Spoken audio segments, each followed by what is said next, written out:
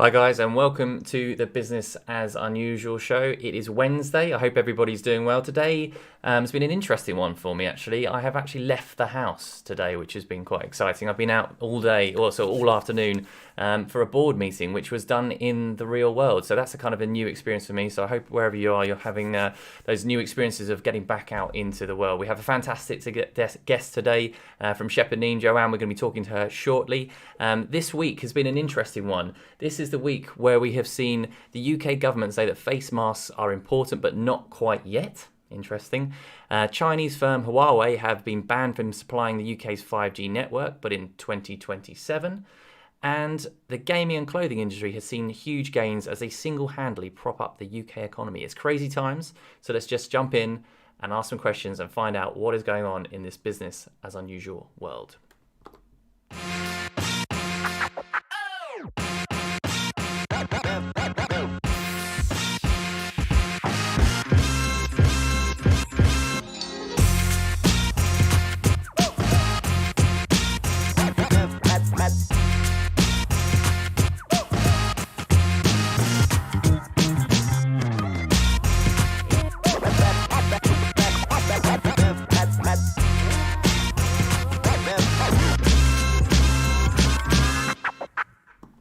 Hi guys, and welcome to the Business as Unusual show. For those of you who are new to the channel, my name is Luke. I'm the CEO of Sleeping Giant Media and Giant Campus. We focus on getting relevant traffic to our clients' websites. So if you're on our social channels, please do check out the content we're pushing out around marketing, how you can improve your business. If you're getting into the world of marketing, it's a great place to start. Or if you're trying to take it to the next level, hopefully there's some content there that will be of use. And of course, please do like, share, get involved, and tag people in on LinkedIn. Hopefully we're live on all of those channels. So let's just introduce our guest, Joanne. Welcome. Hi there, Luke. Nice to be on the show. Thanks for inviting me. Well, thank you very much for joining us. We're having some technical bits where the screen size is changing, but that is part of the fun of a live show. If you've got any questions or any tips, if you've got any tips on how to run a live show, please do put them in the chat. But no, seriously, if you've got any questions for Joanne, please do put them in the chat as we go along. To kick things off, could you just give an introduction to yourself, to the business, and so some context as to potentially what we were going to be talking about today? Yeah, sure. So my name's Joanna Richardson. I am the head of marketing, brands and communication at Shepherd Neame. So that is looking after marketing across the three areas of our business. So that's our brewery and beer business. That's our pub estate of over 320 pubs in Kent and the South East, and also our visitor centre based in Faversham. And Shepherd Neame, as many of you know, is Britain's oldest brewer. Been around for over 300 years, and actually during these times, this is the first time that we've ever had a disruption to our business. So it's been quite an interesting time for us, as it has been for obviously everyone watching the show.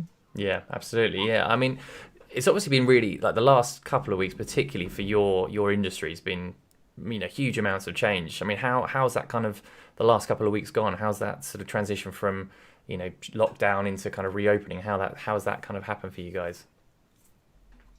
Well, I think that, as with everyone, this is so unexpected and so unusual to have to pivot your strategy overnight, to close down your offices, to close down your pub estates, to adapt to remote working, and then decide, what steps you're going to take during the lockdown period, and then the steps that you're going to be taking for your reopening strategy as well. So it's been around about 4 months now since all of this obviously started. And so in terms of the reopening particularly, it's been something that we've been planning for ever since we closed our doors. So there's been a huge amount of work behind the scenes, both from a head office point of view, but absolutely from our teams out on the ground, to be able to reopen safely, to reassure our consumers about what we're doing, and also make sure that everyone still manages to have a fantastic experience. And I mean, how's it gone? I mean, there's a few obviously scenes around the country where people have taken it a little bit too far. It's almost kind of inevitable, and that would probably, that's not lockdown or the release down of lockdown specifically, because that's almost just what happens. But how's it generally sort of panned out? Are people being reasonably sensible, or is it something that because of the last few months without the beer, or at least a beer in a public place, people have got a bit carried away? Well, from our perspective, we have been opening our managed sites on a phased basis. So we very much wanted to test out the various safety measures that we've got in place. So the additional screens, the signage, and also make sure that we could put all of our efforts into opening our estate gradually. From a tenanted perspective, we've also been working really closely with our licensees. So by the end of July, around 2/3 of our 320 sites will be open. I think that, that in general, we've been really, really encouraged by the trade. Obviously, it's less than it would have been this time last year. But I think that something that's been really critical for us is that consumers feel confident to return. They feel reassured by the measures we're taking. And also our staff and our teams that are working in the pubs received a lot of training beforehand in terms of how to implement these safety measures. And the feedback that we've had from our teams is that they're really excited to be back, doing what they love, which is serving customers, welcoming them, and creating an experience for them. So we've been really, really heartened by the consumer reaction. We've had some fantastic feedback on social media and by email of people saying, I'm still having a same great experience. I really appreciate all the safety measures that you put in place. And, your staff are so welcoming. We're really pleased to come back. But I think that it's really important to remember that there are still a large number of people that are worried and anxious and don't want to step into a pub just yet. So, it's really important for the whole industry to continue to reassure and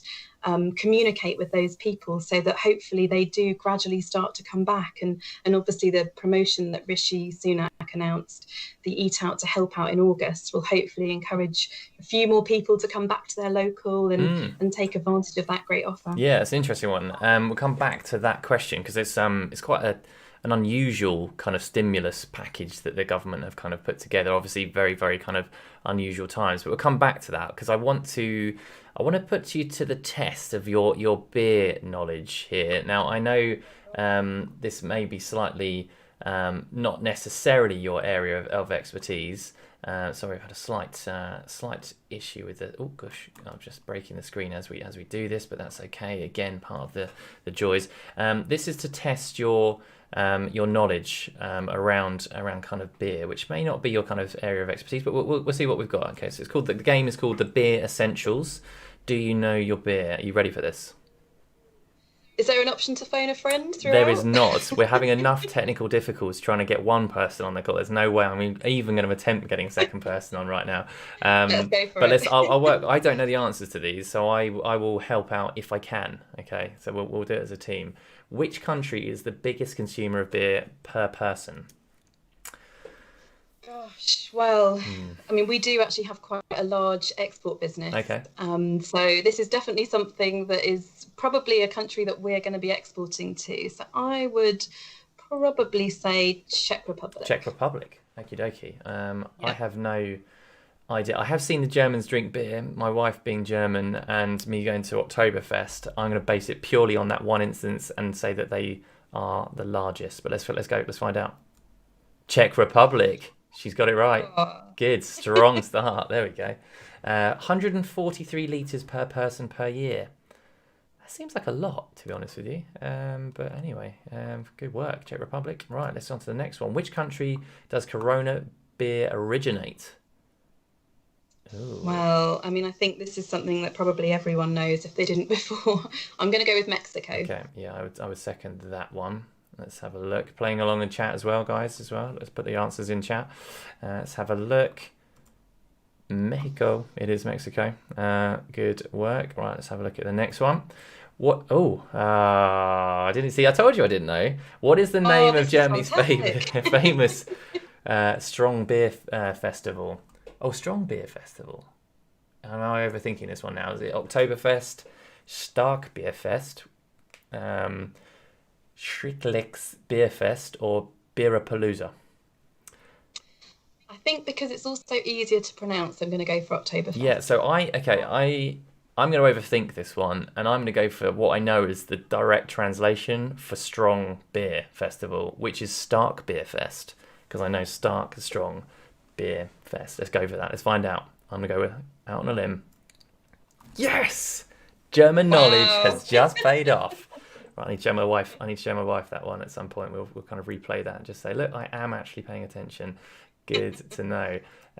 What is the defining characteristic of a session beer? Oh gosh, session beer. Well, I think I'm going to have to go with a lower alcohol content because I think it's something that obviously is becoming even more of a trend with some of the low alcohol beers coming in, and people just wanting to moderate as well. So I'm going to go with that one. I would second that one. Let's have a look, see if we're right. It is, in fact, low alcohol content. Good work. I think this is the last question. Okay. Westervelsen 12 is the world's something beer. Most expensive, rarest, strongest, favourite. What do we think? Wow. Well, I've never tried it, so what type of beer is it? I think I'm gonna have to. Yeah, I'm gonna have to give a total curveball answer. I think. Go for it. 12. What are you gonna go for? I'm thinking. I think I'm gonna go for strongest. Yeah, I'm thinking the 12 might indicate the percentage, perhaps, maybe. Let's find out. The rarest. Oh. Made by Trappist monks. Now we've both learned something there. That is, yes, congratulations. That is, do you know your beer? And I think you do. I think there's some great answers and the chat playing along as well. Good to see. Yeah. So I mean, was it the what got you into working at Shepherd? Was it your love of beer, or was it just the sort of opportunity around actually kind of working with really kind of cool brand and marketing that? Well, I've always worked in the drinks industry. I studied languages at university, although that was French and Spanish, so I didn't help you with study any German. But I've always been really interested in consumers and understanding how you can position a product in the best way to get someone to buy your product. Yeah. So I started off with a graduate programme with Scottish and Newcastle, which is now Heineken, and then moved into Pernod Ricard and Bacardi. So drinks and marketing is my background. And when the opportunity to come and move to Shepherd Neame came up 2.5 years ago, I was really interested because, it's Britain's oldest brewer. It is one of the last big independent breweries in the country, and it's got such a fascinating history, and not just from a beer perspective, but also from a pub perspective. So we own more kind of historical buildings than English Heritage and the National Trust combined in Kent. And I'm sure many of your listeners have been to some of our pubs, but they're all kind of very individual, distinctive characters. And, for a marketeer, this is just gold dust to be able to talk about beers from the perspective of Britain's oldest brewer and all those various stories and the people that have made Shepherd Neame what they are, but also the pub estate. They're all very individual. And also our strong number of licensees. I mentioned we've got over 240 tenants who, it's their individual businesses. They want our support on how to best market their offer. So for me, it was just a fantastic opportunity to move out of London, move to Canterbury. It's a beautiful area in Kent, so I've been exploring as well. And it's just a fantastic business that really is an integral part of the community and, really, I think really tries to do the right thing, which is demonstrated by the behaviours that we've exhibited during this crisis. Yeah, could you maybe sort of delve into that a little bit? Tell us a little bit more about the sort of things that the businesses had to be doing, during sort of lockdown. Yeah, absolutely. I mean, I think, very quickly it became very obvious that it was really important to do the right thing. I mean, as I said, we've always done that, but I think in a crisis, that's when real leadership really steps up. And not just from a corporate responsibility perspective, but also as a great employer. So one of the things that's been really key for us is how we've supported our community throughout.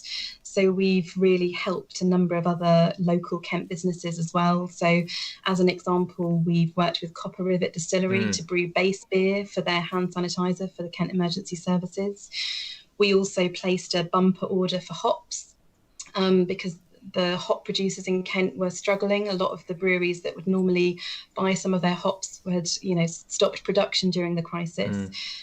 We also ordered our face masks from Tillet Racing, based in Sittingbourne, which pivoted their business during the crisis to make masks. And we've also ordered our signage from the Royal British Legion Industries based in Aylesford, which is our charity of the year.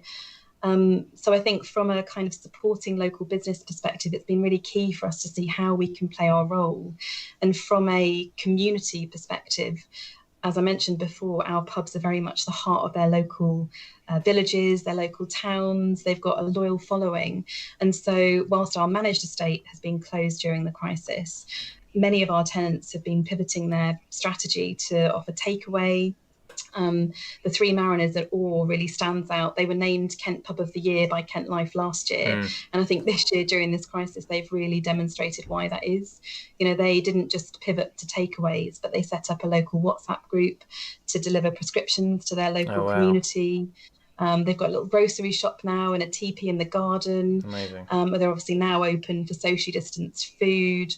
But I think there's so many examples of the licensees themselves, you know, really contributing to their local communities. And obviously we've been supporting them throughout that period as well. Amazing. Fantastic. We're going to jump back into the second part of the show in a second. I'd like to sort of understand more about what the future holds for you and the sort of the trade, you know, the sort of the food and beverage industry generally, but also specifically Shepherd Neame. But we are in fact at the halfway mark. Halfway mark, there it is. Mark Ruffalo today and my face appearing on the Hulk. So welcome again to sort of people tuning in. If you're kind of just tuning in now, this is the Business as Unusual show running every Wednesday and Friday at 4:30, interviewing guests and understanding more about the challenges that they face, but also hopefully shouting about some of the opportunities and also some of the amazing things that businesses have been doing in this crazy time that we are currently living in. And Shepherd Neame certainly know a perfect example of actually some of the great things that businesses have been able to do in terms of kind of pivoting. So just jumping back to what happens kind of, actually there's a question in the chat which is an interesting one. So have you faced any backlash from the government for staying open? So during the kind of the time period, were some of the pubs staying open during that time period? Was there any impact of that? Did that have any kind of challenges that came with it? I mean, all of our pubs were closed, but as I mentioned, some of our tenanted businesses were operating takeaway as soon as, I mean, the government guidance was changing quite regularly as the situation evolved. So as soon as it became clear that pubs could pivot their offer and provide takeaway, that was something that a number of tenants have been doing really successfully. And encouraging people back to their business. But absolutely, I think in terms of the government's approach to all of this, it's been something that, you know, we've been following really closely. We are one of the members of the British Beer and Pubs Association. We're a leading partner for Visit Kent. You know, a number of our sites are signed up to the Canterbury Business Improvement District as well. And, you know, the kind of wider industry bodies, such as I've just explained, have been, you know, working with us, as with all of their other partners, on interpreting the government guidance and, you know, developing action plans for businesses to get back on their feet. So I think that actually it's been a really fantastic collaborative effort. Fantastic, for many of us. Great. Well, that answers the question. Hopefully, there for you, C. O'Neill, I believe, watching on Periscope or on Twitter. So, thank you very much for the questions. Any more questions, do please put them in the chat as we go.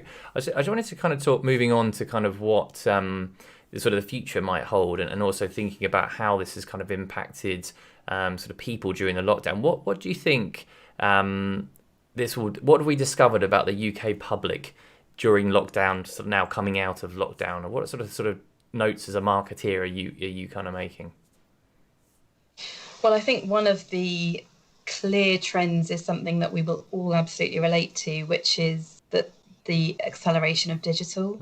I read a report recently that said that in the last 3 months, the UK consumer has fast forwarded minimum of 5 years in terms of digital learning and understanding and reliance. And I think that everyone will be able to relate to the fact that, you know, socializing has been done via Zoom, lots of online ordering, and many people who wouldn't necessarily have been digital natives before have actually really adapted and realized that it's very easy and it's actually a great way to stay in touch with people. So absolutely, I think that digital has always been important before, but I think if anything, it's now important for, you know, a wider consumer basis. So that's absolutely critical for for us in hospitality, because there are a number of initiatives that we're looking at. So we will be rolling out an order and pay solution, trialing at the end of July, and then rolling that out into more sites on our managed estate, moving forward into the autumn, so that people will actually be able to order, and view their menus as you would do on an online delivery app, and pay at the table as well. So that's obviously to reduce any, kind of worries about kind of touching various items. Yeah. We are only having single touch menus in the estate, but obviously it's, you asking consumers to use digital a bit more. Yeah. So I think digital, and looking at, websites and social media particularly to inform opinions about things. Something that we've been doing over the last 3 months is really a lot of social listening. Attitudes have changed this crisis on a daily basis sometimes, and it's been absolutely critical to be at the heart of that discussion, whether it's on Twitter, whether it's looking at reviews that people have posted on Facebook, and really kind of getting under the skin of, how can we reassure these people? Yeah. So I think that's an absolutely key trend. I think another trend which will be great for us, but also many Kent local businesses, is the whole idea around stay local, buy local, support local. Yeah. That's been something that's a real trend, no matter what age someone is. That's something that people really want to bring to life their communities again. They want to support their local communities, their local high streets. They want to get the country back and moving on its feet. And so I think that, ourselves as an independent business, and, many others in Kent as well that we work with in the supply chain, or, whether it's the wines, we've got some great partners such as Simpsons that we've worked with on our wine portfolio, and we stock their wines in our shop and pub estate. But, there'll be lots of different producers that hopefully can benefit from this renewed interest in rediscovering local businesses. Yeah, absolutely. And just a few comments in chat coming in. With alcohol sales being exempt from VAT, from the VAT cut, how do you think that will impact the pub's recovery? Will it be a decision that you're looking to kind of petition government on? That was from Nell on YouTube. What's your thoughts on that? Yeah, I think that's a very topical conversation. Obviously, that's something that was announced very recently. And in conjunction with that, there was the Eat Out to Help Out initiative as well in August. So we absolutely welcome that initiative, because it will allow us to, encourage people into our businesses. And absolutely, we're encouraging all of our licensees to get involved as well. And we would hope that, all of our estate is looking at being part of that. In terms of the VAT cut, I think that that's something that was unprecedented, really. We've obviously seen various VAT movements in the past, but never anything as significant as that. And I think that, that is very much representative of, the wider challenges that the industry faces, obviously, in terms of, compensating for price increases in the supply chain, or extra security measures that we've all put in place. So I think that having the VAT cut on other items outside of beer will really, help businesses to be able to invest in those extra measures and invest in added value offers to get people through the door. I think that it's a really amazing step that the government's taken. Do you think that they will, or do you think that they will increase the cost so it's what it was, but then it feeds to the margin? Do you mean on beer particularly? On anything where the VAT's been cut. So if you've cut the VAT, then there's a choice of passing the saving on, or there's a choice of kind of grabbing some of the additional potential margin. How do you think that might pan out? Because obviously that's going to be a challenging one to kind of navigate for again, depending on what other organisations do. Because I think Brewdog are passing all of their VAT back to the customer, I believe, and that rings a bell is because Danny's in chat mentioned about the drone-based delivery, which I think I've seen Brewdog talking about as well. But I mean, what's your thoughts? Do you think people will pass the saving on, or? But at the same time, as you say, there's a lot of increased costs that have had to go into the supply chain. How do you think it was going to kind of pan out? I don't think it's as black and white as either or. I mean, I think ultimately across the industry, all of the reports, probably with the exception of Central London, but all of the reports across the hospitality industry are very encouraging. People are behaving themselves. People are coming back to the pubs, restaurants, cafes, but trade is still below, previous year. Yeah. And, obviously it's a start and we're only 10 days in, but clearly there's a huge job to be done to reassure, that big bulk of consumers that I referred to earlier to come back in. So all operators, and us included, are looking at how can we encourage people to come back in? How can we offer different ways for them to experience our estate? So at the moment, we've got a great offer for people to come and stay in our hotels. So it's the £99 dinner, bed and breakfast offer during the week. Wow, yeah. And actually, that's in July, and already we've seen a huge take up on that. Obviously, ordinarily at this time of year, many of our sites are by the coast in lovely places that, they would be absolutely packed. You wouldn't even be able to find a prime pricing at that time as well. Absolutely. So I think that, I envision that you will see a mixture of added value, promotions, footfall driving opportunities, maybe even partners working together to offer an itinerary based solution for people to come and explore and have some food, maybe go and see an attraction or something. So I think that there's some great, what the VAT cut does is enable all of us businesses to actually look at how can we encourage people back to our venues and give them some great offers. Absolutely. No, great to hear. We are flying through this and I can't believe the time already, but there is one more thing. I know that you're a marketeer, and as a marketeer, what that means is that you clearly like quotes. And this is a guess. I don't know for this for sure, but everyone loves a good quote. So this game that we have here, I just want to get your take on this one.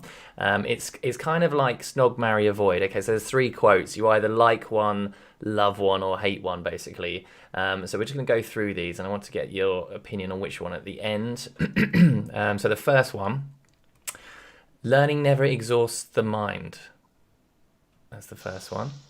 The next one: if opportunity doesn't knock, build a door. Interesting. And quote number 3: everybody needs to believe in something. I believe I'll have another beer. Which is solid advice. What do we think? So which one is there? One that you which one would you snog, which one would you marry, which one would you avoid, do you think, out of those? Wow, what a lineup. Exactly. I mean, one's very topical with the beer.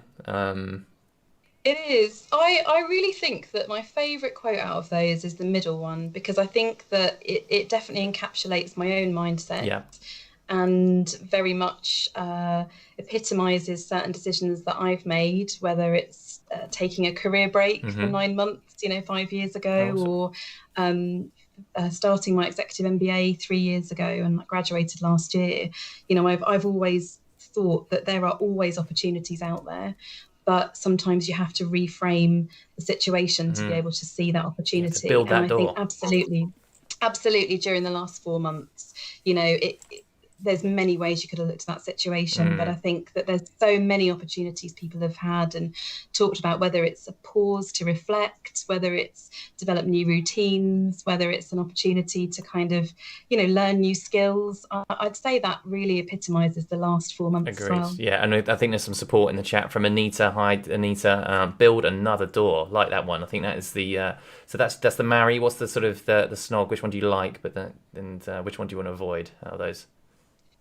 Well, I really love the learning one because actually, for us at Shepherd Neame, we've got 300 years or over 300 years of history. And we've got a huge beer range, from our Great British classics such as Spitfire, but up to our really hop forward beers such as Bear Island, our contemporary classic Whitstable Bay. We've got a new product that we launched last month called New Dawn, which is very citrus inspired, an American IPA style.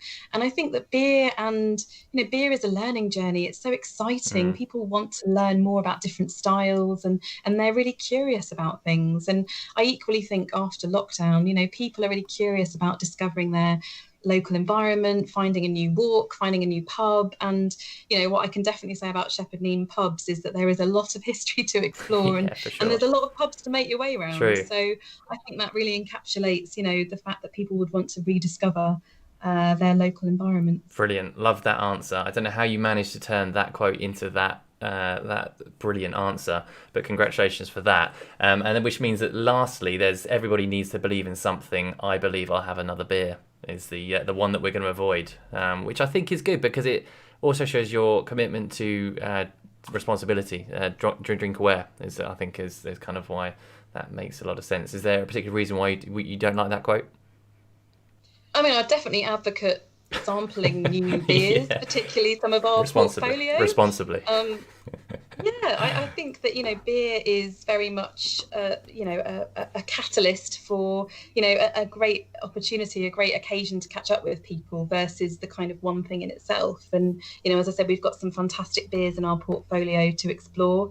And I'd encourage everyone to check some of those new ones out. And, you might think you know Shepherd Neame, but I can probably assure you that there are things that you can still learn about us. It's amazing. Well, that brings us up to the end of our allotted time. You've been a fantastic guest. That's absolutely flown by. Thank you very much for, firstly, your knowledge around beer. Incredible. I chipped in with some German language assistance, which I'm delighted about.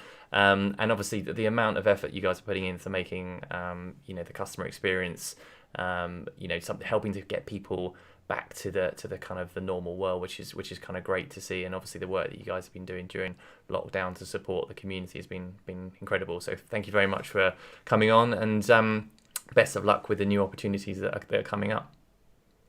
Thank you very much for having me on the show. Brilliant. Guys, that is it. Would you believe? The time has flown by. That's it for us today. We'll be back here again on Friday at 4:30.